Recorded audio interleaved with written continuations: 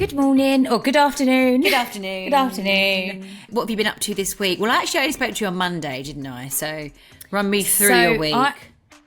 I've just been, I've been filming lots, and how's it going? I've been getting. Yeah, it's been going really well actually, like really good. There's just loads going on. It's just, it's been one of those weeks where we've had so much going on. They love to film everything, so it's just felt like I've had a film crew with me all week, which is absolutely fine. You're so bougie. I love our crew; they're lovely, but so bougie. I've just got a film crew with me all week. And then we've been filming a lot of nighttime stuff. Yeah, which we're trying to get Margot to sleep through the night, which has been rather interesting. Actually, like not emotional, but I suppose it is emotional in some ways, because like you do feel like you're letting such a it's such a personal thing, isn't it? Yeah. Like how you choose to get your baby to sleep and everything else. And Course. I feel like it's like, listen, we've got a third layer of skin, second layer of skin, whatever you like, because it's we always choose to put things out there, but actually which people I think will find quite relatable. We've gone cold turkey with the dummy. Oh, well done. Which has been, I can't give too much away, guys. You have to watch the show when it airs. Yeah, but save it. It's really, it's been like eventful and quite tough. But actually, like babies are so resilient, and actually, like it's been a little bit hard, a bit tough this week, but actually like I'm starting to see progress, which is amazing. And also it's like, it's just a short-term thing, like long-term, it's probably going to be so beneficial to you. And it was really hard for me to make that decision, because I was going back and forth, shall I, shan't I, like thinking, weighing up the pros and cons. And just to let our listeners know, the reason why I have gone to cold turkey with a dummy and got rid of it completely is because this is what's been keeping Margot up all night, because every time she'd lose the dummy in her sleep, I'd have to go in and put it back. So I was just finding myself up between 15 to 20 times a night going back into her room. Yeah. Anyway, so we've been following that whole journey this week. So that's been a lot. But yeah, great. And I really hope, obviously, when the show airs, it's going to help so many mums, because I feel like a lot of parents, sorry, not just mums, really hope it will help so many parents, because they can kind of take what they want from it. Like, yeah, definitely. That's nice. It's so good that's been advice. Yeah, that's been interesting. And I've been doing party prep for, obviously, we've got Nelly's birthday party. Oh yeah, the friends party. I'm excited to see all the pictures. Right, so this is really funny. So we spoke about Greg's friend Dan dressing up as Gunther. Oh yeah, what's the? He's on board. Yes, he's on board. Good sport. So you know what Greg's like now? He's like, can't miss out on anything. He was like, oh, well, I want to come dressed as maybe Joey. And I was like, but that's not really a character. Like, I know he's like a brilliant character, but you can't really, it's not a fancy dress outfit like Gunther. Yeah. I went, he'll like, because he can have the apron on, the orange shirt and the blonde wig. That is brilliant. Why doesn't he dress up as Phoebe, get a little guitar and sing Smelly Cat? That is actually a really good idea. Smelly Imagine Nelly, she'll be Smelly Cat. Smelly Cat. Can you imagine how irritated Nelly will be? Please do it. Especially if he dresses up in a blonde long wig, like a bit hippie. Yeah. But also, can you imagine though? What if the kids go back to their parents and Nelly's dad dressed up as a woman? Okay, yeah, maybe it might be a win. But you know what? Get a little guitar and maybe not dress up as the woman. Should I come as Phoebe? Why doesn't he just sing Smelly Cat with the guitar? Yeah, he's got a performance. Yeah, so like, okay, maybe not dress up as a woman, but then if he just does the Smelly Cat performance, that's quite a big thing, isn't it, in Friends? And it is. I think they'll all really giggle, like they'll think it's really silly. Do you know what I mean? He should do it. That's true. That would be funny. Yeah. I went to Chessington. So obviously... Oh, tell me about it. You sent me a picture. Well, yeah, that looks brilliant. From me, it's only, 15, 20 minutes. So it's not far at all. Anyway, when I have like a full day with Edward on my own, which is most days, but I was like, Paul's out all day and didn't really have much planned, and it wasn't boiling hot. And I was like, what are we going to do? We've exhausted like the trampoline parks, the farms. even just going to Waitrose, cafes, soft plays, you name it. Yeah. I thought, I can't be bothered to go to a soft play today and just chase around after him, making sure he doesn't hurt anyone. So I was like, right, let's go to Chessington. So I quickly had a little Google, and they say there is stuff there for like toddlers. And actually, it was quite good. There was about 6 or 7 rides. They had like an Elmer ride, you know, that elephant. Yeah, they had like, is it the witch, the broom? What's it called? Oh, the broom. Yeah, of course. That was like a walk round one. They had a Gruffalo ride, which was like inside. Gruffalo's good on the boats. Yeah, and then they have like the sea life bit, which was really good. And then they had this like zoo safari truck, so he felt like he was driving a safari truck, but he absolutely loved it. I bet he did. He was so quiet because I think it was like the first time he'd kind of, do you know, like all the noises and like it's busy, and then like when there's like a roller coaster that might shoot past as you're walking around, like he absolutely loved it. And we ended up being there for about 3 hours, and he just really had a great day. And then when we got home, he slept for like 2.5 hours. I was like, wow, he's exhausted. Really? But it was fun. You need to pop to Chessington every morning. Oh, no, and then get the afternoon to yourself. I was exhausted as well. I was like, gosh, I can't do this every day. I bet. But no, it was fun. It was like a last minute thing, but we actually had a really nice time together. Bless him. Yeah, especially Arthur, he loves a theme park. Like there's just so much going on, isn't there, for them? There is so much going on. I'm hoping to try and get the kids there in the half term, but I know it's going to be so busy, but I'm going to try. Yeah, it's the only thing. And this is funny. Yesterday, let us know, because we're coming. I'll bring Arthur along. Yeah, we'll all go together. So I've been going through a bit of an interview process to hire a new PA, because Lauren, my PA, was with me for 5 years. I think she was with me now. She's going off to have a family, which is lovely. So I haven't had one like at home or anything for a while now. So I was interviewing yesterday. I had someone round to interview for the position, only part-time. It won't be full-time. And Rosie was like, I was sitting in here. I don't know if I told you this before. Rosie's got a real thing with my boobs at the moment. And she keeps saying, like, she keeps sort of touching them. And she's like, oh, they're so low. And I was like, the other night in bed, I was like, oh, thanks. Cheeky. She was like, some people have boobies here and yours are like here.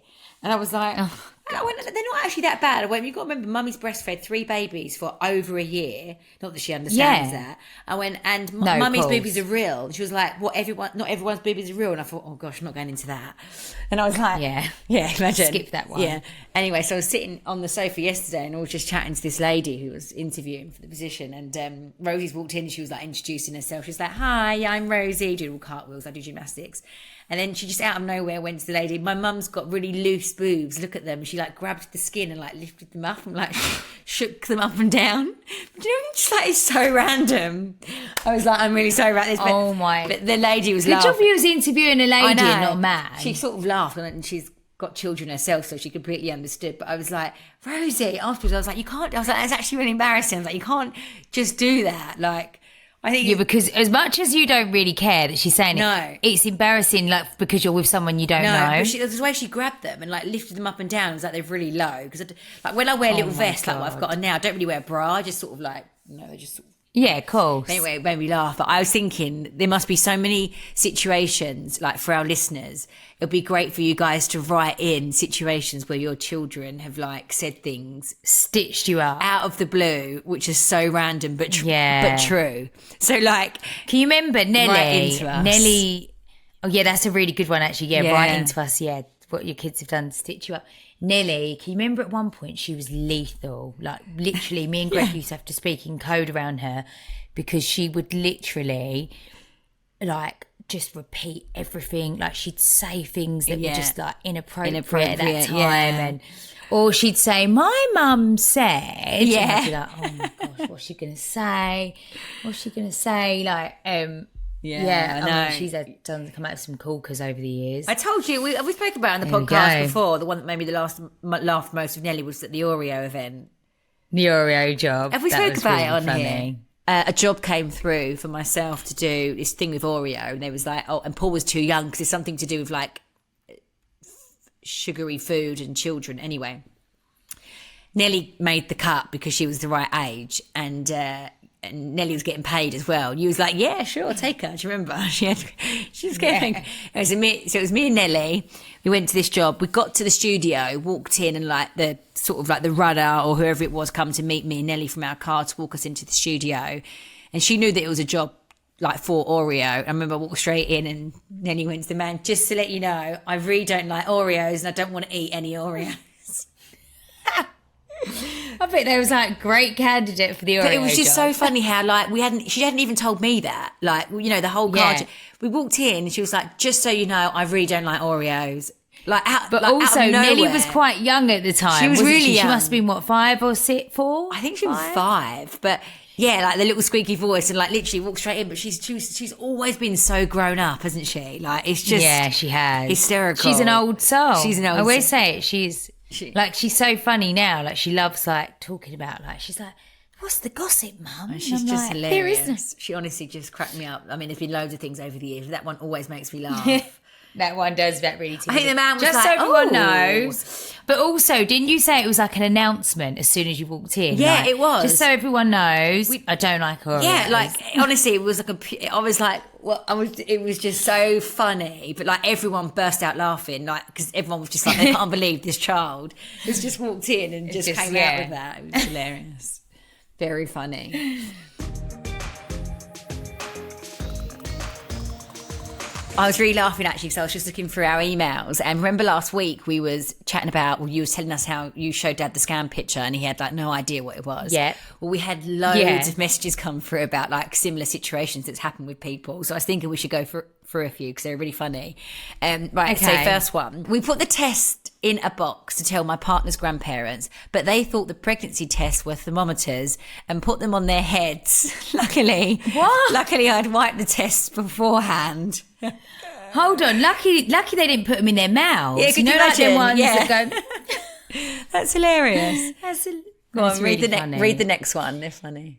We put a bandana on the dog saying soon to be big brother, and my father-in-law thought that we were getting another puppy. Yeah, I think I would probably think that's quite an easy mistake.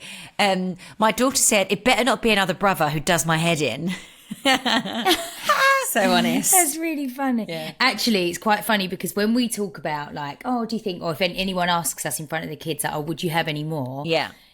Nelly sort of goes, one Margot is enough. Yeah. Like, I think because they realise they don't get as much attention now there's a third. You're so right. Paul's exactly the same. All little Paul says is, Mummy, we can't have any more babies. And I say, why is that, Paul? And he says, we'll never get out of the door in time for school.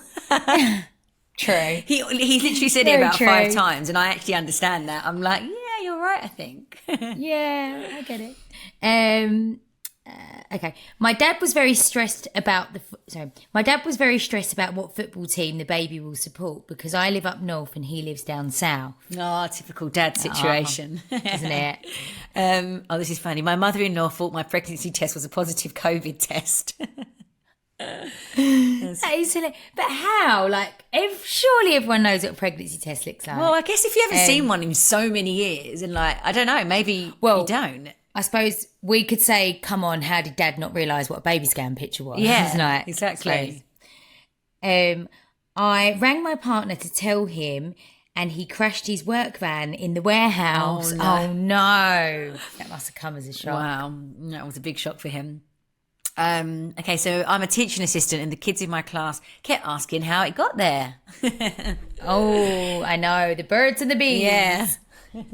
We still haven't quite had that chat in our house yet, although... Oh, we do all the time.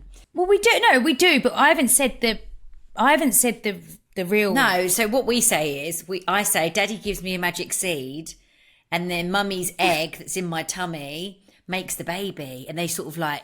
Their eyes sort of like wander around and they're like, but they have no idea. I feel like Nelly, I don't know if she kind of knows something because like if we talk about it, she sort of goes all coy, you know, like all like, and like nervous grin. Like, and I'm like, because you don't know what they're talking about at school, do you, at that age? You don't know like what's been said. Well, this is it. Well, I said to her the other day, I was like, because Arthur asked me and I was like, well, Mummy and Daddy love each other and then we pray and wish for a baby and we got a baby. So yours is actually a bit better than mine because I kind of just like that's it, and then I move on. But I need to I should say the seed thing. The magic seed. Daddy gives me his magic seed. And he goes, what does it look like? And I say, like a little tadpole. And they're like, Oh my God, yeah. But it's, That's good actually. Yeah, because it's not lying and it's not saying too much. My boyfriend asked if I was pregnant with twins because there were 2 lines on the test. Typical man thing. Yes, typical man. I can't remember how we told each other. How did I tell you with... I gave you a card. With Edward, you gave me a card and we was at my Asda event, remember, at Christmas, and you gave me a you gave me a card. And you scratched it. I was shocked. There was a card and it was you scratched it off, didn't it? And it said something about becoming an auntie again. Do you remember? And as you scratched it. Yeah, that was it. Yeah, and it was like a really lovely... Or you are... And then you scratch it off and it said become an auntie again or something like that. And I actually had no idea. Like, like sometimes you get you kind of feel like, oh, is that person pregnant? Or like, you can get an inkling. But obviously you told me really early on, and I think we hadn't probably seen each other for like a few weeks. Yeah. And that was the first time I think I'd seen you since you found out you was pregnant. So you told me straight away. So there was no... And I remember it being like, I couldn't believe it. Obviously I knew that you always wanted a third, but I was really like, it was like the best surprise. You told me when we'd been to the fair over here, you came over with Arthur. We'd been to the fair all day, been on all those rides, and I was like, are you okay when you told me? No, can you remember the ship? Just quickly going back, so the fair, can you remember the ship? How I got on, obviously like I was really early stages of pregnancy, but when I mean the fright of my life for the other kids. That was... Because you was heavily pregnant. We was actually trying to get Edward on the move. So we was like, let's go for a walk. Yes. Remember you was like really waddling around. It was massive. Because you was really heavily pregnant. Actually, we've got a photo. We took a photo together. We did. And we laughed because we said afterwards... No one would ever know that obviously I was pregnant as well in that photo. We should dig that out. It's me and you. I feel like that's our only... I feel that was our only picture together where we was both pregnant at the same time. Let me try and type it in. Both pregnant, yeah. Oh, I'll find it. And we got home from the fair, and then I think the kids were playing in the garden or in the TV room, and then he was like, I've got something to show you, and you just had the scan picture in your baby bag, didn't you? You showed me. But I was shocked as well because that was a big surprise. That was a surprise one for me because, I knew that you were sort of like speaking about having a third, but I guess you're so busy with everything else, you just don't know when that person's going to tell you if they are or not. And when you did, I remember I was like completely shocked. Yeah. And we'd always said about being pregnant at the same time. And technically, although it was only like a month, we was. Yeah, we was, yeah. We just couldn't tell anyone because obviously it was so early for me, you. Yeah, that was the only thing. But actually, how lovely now, because Margot and Edward, that gap's... I mean, at the moment, it still seems quite big, the gap, because obviously, like, Edward's now running around, full personality, and Margot's still baby. But as they get to, like, 1, when Margot's 1 and Edward's 1 and 7 months, that's going to seem... They're going to be like, that's it.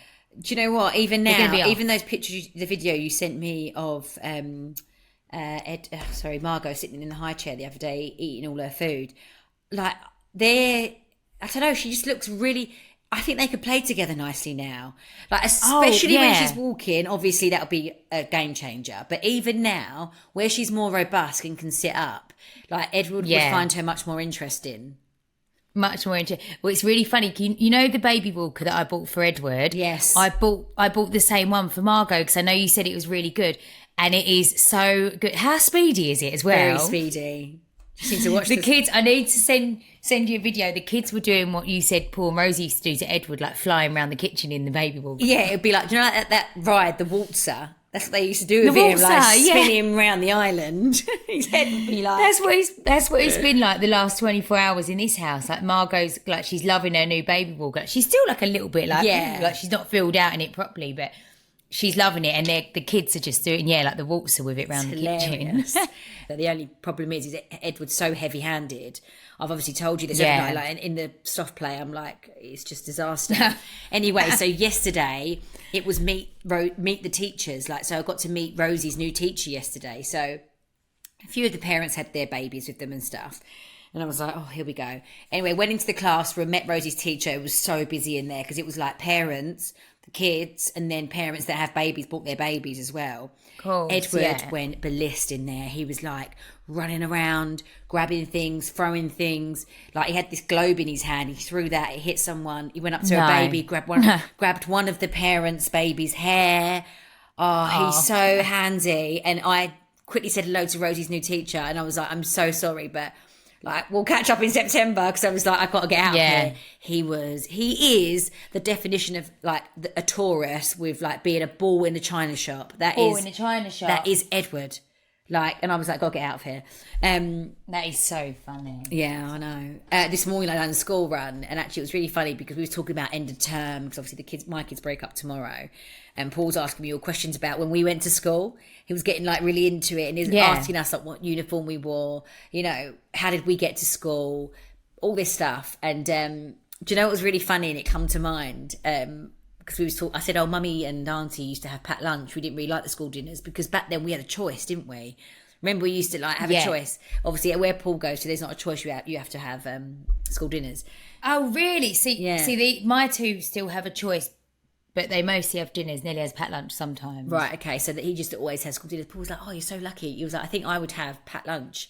I went, really? He went, yeah, I love your packed lunches. They get excited on school trips, you know. Of course they do, yeah. Okay.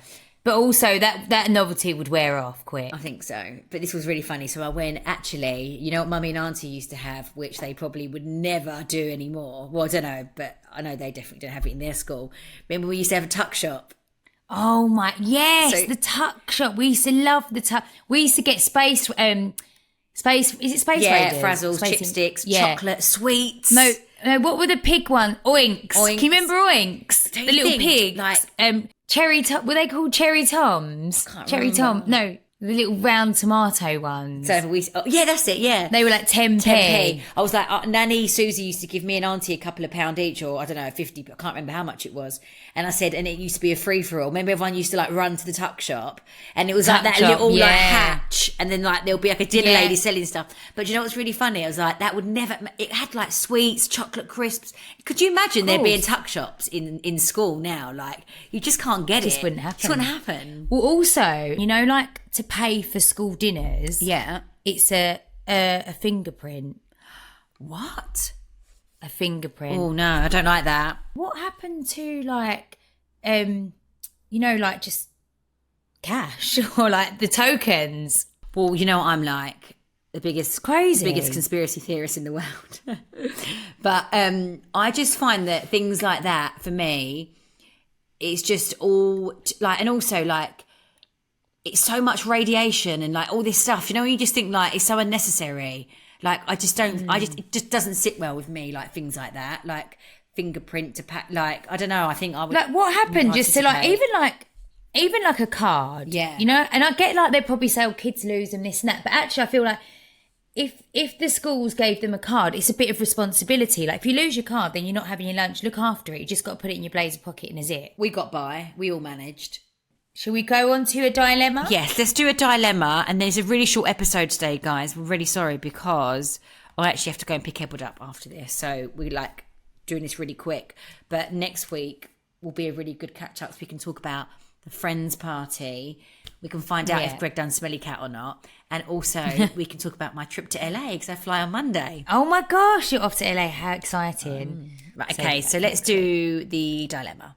Hi, Sam and Billie. I need some advice. My daughter, 10, is going to her first school trip where they stay overnight for a few nights. She's really anxious about it, and if I'm honest, so am I. She never goes to sleepovers except for family because she gets really nervous about them. I'm worried she'll have a hard time and never want to go again. How can I reassure her and myself that it'll be okay? Do you remember your first trips away from your mum? So I haven't had this situation yet because obviously Paul and Rosie are too young, and I would be exactly like you because I wouldn't let any of my children have sleepovers for, I don't know until what age, only family. I mean exactly the same situation. But I do remember when I was 10 and I went to PGL, and we never really had sleepovers. People used to stay at our house, didn't they, Billie? Like we used to host the sleepovers. Yeah, we always. But also, I just think, I know, like, I understand if she doesn't, like, some kids don't like it. Like, if you actually think about it, man, when we were younger, maybe not as young as that, you would sleep.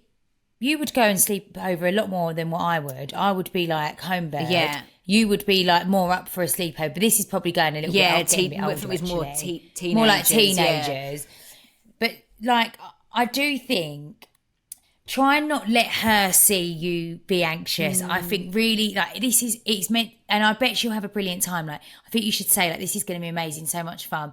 And actually, depending on where they're going, would it be, maybe not put this idea in her head, but I would just think, if she really doesn't like it that much, I can always go and get her. Exactly. Because usually they're not that far away, are they, at 10? But also, I don't know if that's practical or not, but I think, like, encourage her, like, she's going to have the best time, and it's probably going to, you know, and if she, you know, it's not for everyone. She'll feel really independent at the end of it. And also, I remember, so going back to PGL, and I remember the feeling of being with my friends, and we was in like rooms with like bunk beds. I've got loads of pictures of it actually. Yeah. And I remember it was so much fun. Like, it's that first. Yeah, well, remember we went to Paris when we was really young. Was really young. Yeah, we must have been about 8 or 9. Yeah, we went all the way to Paris, didn't we, with our school? Yeah, that's a bit weird. Well, it is quite young, but so Nelly's just started having sleepovers the last couple of months. Yeah, she's so like going into age 9. She's stayed at a couple of her one of her horse riding friends' houses, and we've had them stay here. But I was always like, oh wow, is that what they do? Like, but then I guess like it is that age when they start. I think that with the school and, you know, trips, she's going to be safe. They're very, She's with friends. I was going to say. She's with teachers. She's 100%. I mean, I can imagine it's somewhere like PGL, like where we went, Samantha, like, well, actually where we went, Paris, it was more like, remember I think we spoke about this before, we was in like a B&B, wasn't we? Like, it was actually a lot more, wasn't like just all catered for kids, but no, she will have so much fun. And I think it's just more about speaking about the positives. And then you'll all, and maybe have a discussion with the teacher, like, not so she can hear. Yeah. And just be like, express your concerns, because I will be exactly the same when it comes to things like sleeping over or school trips and things like that. I can be a little bit overprotective. Like, I put Apple AirTags in Paul's rucksacks and stuff. Like, I am a bit like that with things like that.